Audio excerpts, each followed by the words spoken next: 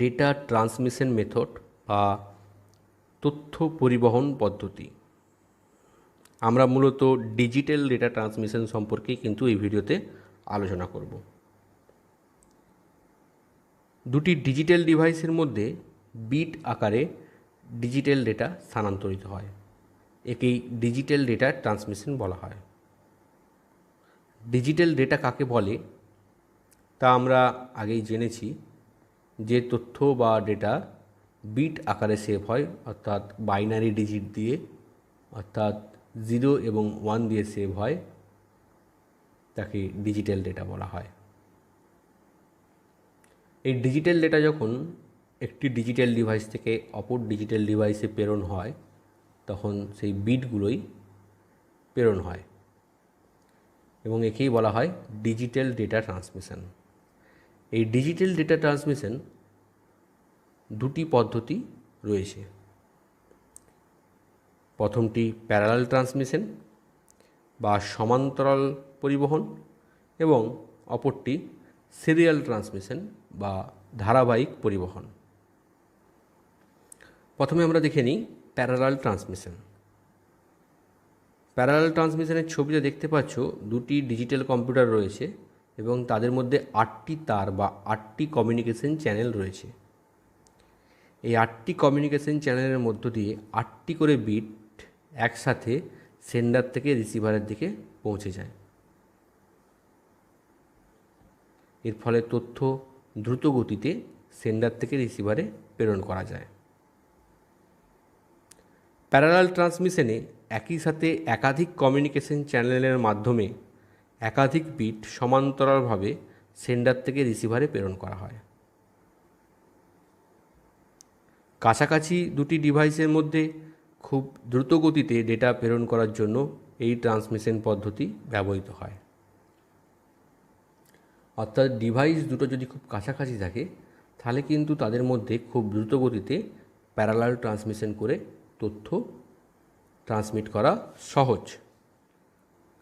তাই integrated circuit বা আইসিগুলির মধ্যে প্যারালাল ট্রান্সমিশন বেশি ব্যবহৃত হয়।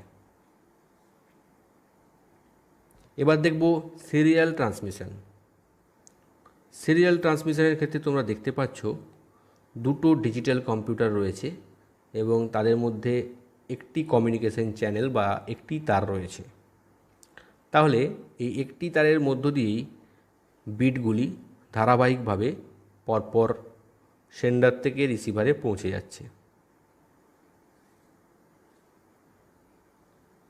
সিরিয়াল ডেটা ট্রান্সমিশনে একটি কমিউনিকেশন চ্যানেলের মাধ্যমেই একটি করে বিট সেন্ডার থেকে রিসিভারে প্রেরণ করা হয়। দূরবর্তী দুটি ডিভাইসের মধ্যে ডেটা প্রেরণ করার জন্য এই ট্রান্সমিশন পদ্ধতি ব্যবহৃত হয়।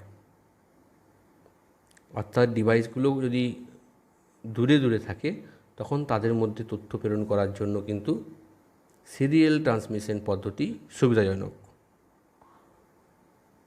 যেমনটা টেলিকমিউনিকেশনের ক্ষেত্রে সিরিয়াল ট্রান্সমিশন ব্যবহৃত হয়। এই সিরিয়াল ট্রান্সমিশন আবার দু প্রকার, একটি হচ্ছে অ্যাসিঙ্ক্রোনাস ট্রান্সমিশন এবং অপরটি সিঙ্ক্রোনাস ট্রান্সমিশন। প্রথমে অ্যাসিঙ্ক্রোনাস ট্রান্সমিশনের কথা বলি।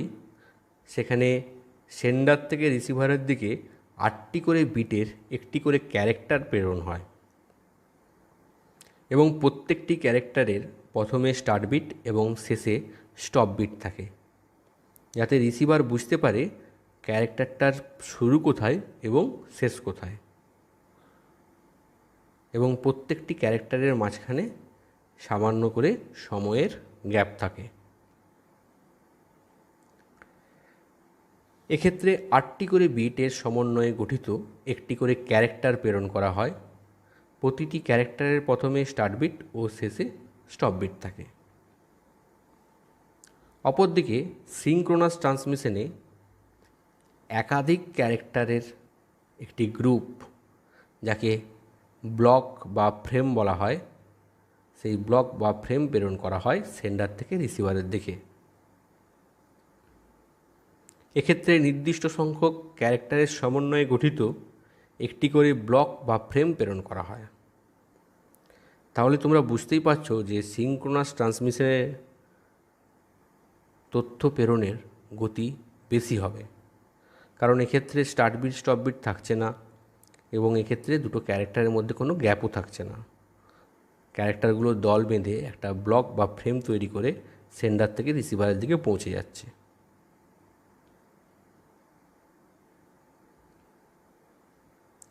তোমাদের জন্য আজকে দুটো প্রশ্ন রয়েছে। প্রথম প্রশ্ন, সিরিয়াল ট্রান্সমিশন এবং প্যারালাল ট্রান্সমিশনের মধ্যে কোনটির দ্বারা দ্রুত তথ্য প্রেরণ করা সম্ভব, এবং অ্যাসিঙ্ক্রোনাস ট্রান্সমিশন এবং সিঙ্ক্রোনাস ট্রান্সমিশনের মধ্যে কোনটির দ্বারা দ্রুত তথ্য প্রেরণ করা সম্ভব।